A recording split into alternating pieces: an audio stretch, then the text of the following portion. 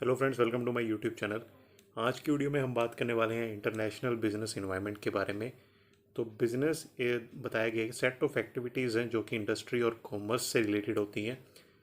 जब एक बिज़नेस किसी पॉलिटिकल बॉर्डर्स किसी कंट्री के अंदर हो रहा होता है तो उसे डोमेस्टिक बिजनेस बोलते हैं। बट जब भी बिजनेस उस political border of the country या किसी देश से बाहर हो रहा है तो हम उसको इंटरनेशनल बिजनेस बोलते हैं।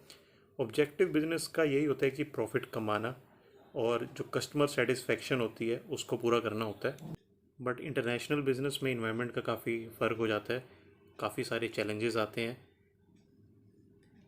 फिर बात कर लेते हैं concept and relevance of international business environment. दो तरह के होते हैं, एक macro environments. Micro environment basically वो होते हैं जो कि कंट्रोलेबल होते हैं, जैसे जो चीज़ें फर्म के डिसीजन और ऑपरेशन को डायरेक्टली इम्पैक्ट करती हैं कि रॉ मटेरियल कहाँ से आ रहा है, वेयर हाउस कहाँ है, एडवर्टीजमेंट पे कितनी कॉस्ट है, मार्केटिंग रिसर्च पर कितनी कॉस्ट लगी है, कितनी टाइम में किया गया है। और मैक्रो इन्वायरमेंट होते हैं जो कि ब्रॉडर फोर्सेस होती हैं काफ़ी, कि जोग्राफिकल कंडीशन क्या है जिसमें बिजनेस काम कर रहा है, इकोनॉमिकल कंडीशन क्या है, पॉलिटिकल पॉलिसीज़ कंपनीज के ऊपर क्या लगी हुई है, लीगली की क्या कंडीशंस हैं। तो ये सारी चीज़ें माइक्रो में आ जाती हैं। फिर बात करते हैं डोमेस्टिक, फॉरेन और ग्लोबल इन्वायरमेंट की। डोमेस्टिक बेसिकली जो चीज़ें एचआर, फाइनेंस, मार्केटिंग, प्रोडक्शन होती हैं, ये चीज़ें डोमेस्टिक में आ जाती हैं।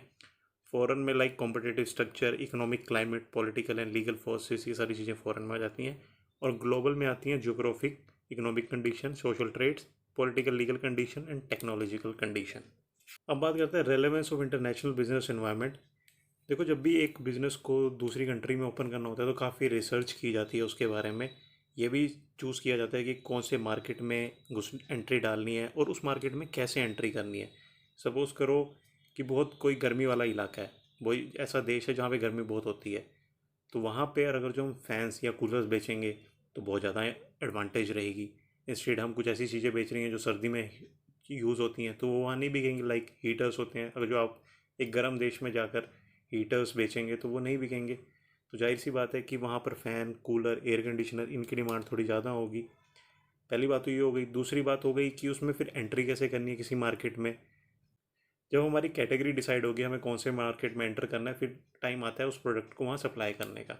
अब उसके ऊपर भी काफ़ी रिसर्च करनी पड़ती है कि प्रोडक्ट को उसी कंट्री में बनाया जाए या अपनी डोमेस्टिक जिस कंट्री में हमारा बिजनेस है वहाँ से बनाकर उसको वहाँ से एक्सपोर्ट किया जाए, ऐसा सस्ता रहेगा, या किसी और थर्ड पार्टी कंपनी से उस प्रोडक्ट को बनाया जाए और बेचा जाए, या फिर किसी कंपनी जो ऑलरेडी वहाँ पर फ़ैन बना रही है, ठीक है, कुछ ऑलरेडी प्रोडक्ट वहाँ पे बन रहा है, उसके साथ कोलैबोरेट जॉइंट वेंचर किया जाए ताकि दोनों का प्रॉफिट हो सके।